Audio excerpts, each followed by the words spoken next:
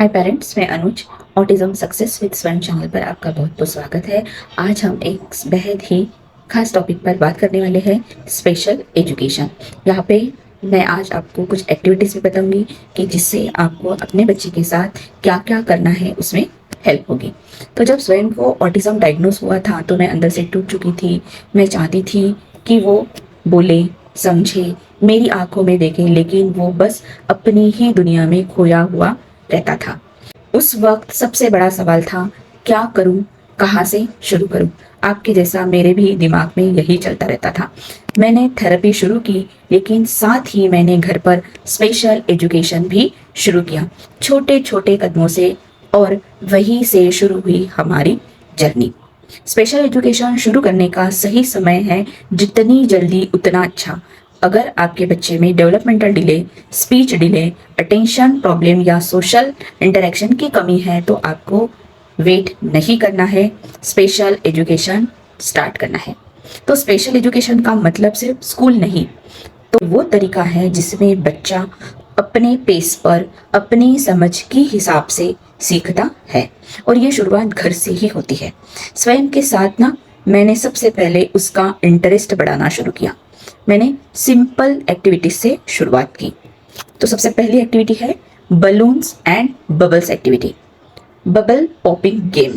Bubble बनाने हैं और बच्चे को कहना है कि इसे पकड़कर फोड़ना है। ठीक है, वो खुद से नहीं फोड़ेगा, लेकिन हमें उसका हाथ पकड़ के वो एक्टिविटी उसके साथ करवानी है। धीरे धीरे वो रेगुलर प्रैक्टिस से, कंसिस्टेंसी से खुद से फोड़ेगा। ठीक है। Balloon kick game. जमीन पर बलून रखिए और बच्चे को कहिए कि बलून को किक करे। अगर वो नहीं समझता है तो हमें खुद उसको करके दिखाना है या उसके पैरों से हमें वो एक्टिविटी करानी है। स्टार्टिंग में हमें हेल्प ही करनी होती है। धीरे धीरे रेगुलर प्रैक्टिस से बच्चा खुद से करना सीखता है, लेकिन पेशेंस रखना है। जितनी भी एक्टिविटीज आपको बता रही हूँ तो प्लीज पेरेंट्स आप नोट करते जाइए आपको क्या क्या लेना है, इससे आपको हेल्प होगी। थर्ड है बलून टैप विथ स्पून। आपको क्या करना है कि एक स्पून लेना है बड़ा सा और वो बच्चे के हाथ में देना है और बलून को ऊपर छोड़ना है और उसको बोलना है कि ऊपर ही ऊपर उसको टैप करो, नीचे नहीं गिरने देना है, टैप करते जाना है। ठीक है, बहुत ही सिंपल गेम है। इससे बच्चा बहुत ही फन में रहेगा, सपोर्ट करेगा और बैलेंस करना सीखेगा। फोर्थ एक्टिविटी है टॉर्च लाइट मूवमेंट गेम। एक अंधेरे रूम में टार्च चलाकर दीवार पर लाइट मूव करना है और बच्चे को उसे फॉलो करने के लिए कहना है। इससे आई ट्रैकिंग इंप्रूव होगी। फिफ्थ है साउंड डायरेक्शन गेम। एक साइड में आपको क्लैप करना है या ऑप्शन में आपको बेल बजानी है और देखना है कि बच्चा साउंड की डायरेक्शन में देखता है या नहीं। अगर नहीं तो आपको उसका फेस ऐसे करना है। ठीक है, यहाँ से आवाज आ रही है, यहाँ देखो, ऐसे उसको बताना है। रेगुलर प्रैक्टिस से फिर बच्चे को आएगा कि साउंड जहाँ आ रहा है वहां हमें मुड़कर देखना है। 6 नंबर की एक्टिविटी है नेम कॉलिंग गेम। इसमें आप पिकअबू एक्टिविटी ले सकते हो। कपड़े से चेहरा छुपाकर स्वयं कहाँ है ऐसे कहना है और फिर पिकअबू कह के सामने आना है। उसके बाद एक एक्टिविटी है नेम सॉन्ग गेम। तो मैं क्या करती थी ना, अपने मन से कोई भी ऐसा सॉन्ग बनाती थी, जैसे स्वयं स्वयं कहा गया, स्वयं झूले पर बैठा है। इस तरह की बच्चे का नाम लेकर मैं राइम्स बनाती थी और उसके साथ ये एक्टिविटी लेती थी। इसे उसको बार बार ये समझ में आता था कि वो स्वयं है, उसका नाम स्वयं है। 8th नंबर की एक्टिविटी है मिरर गेम विथ नेम।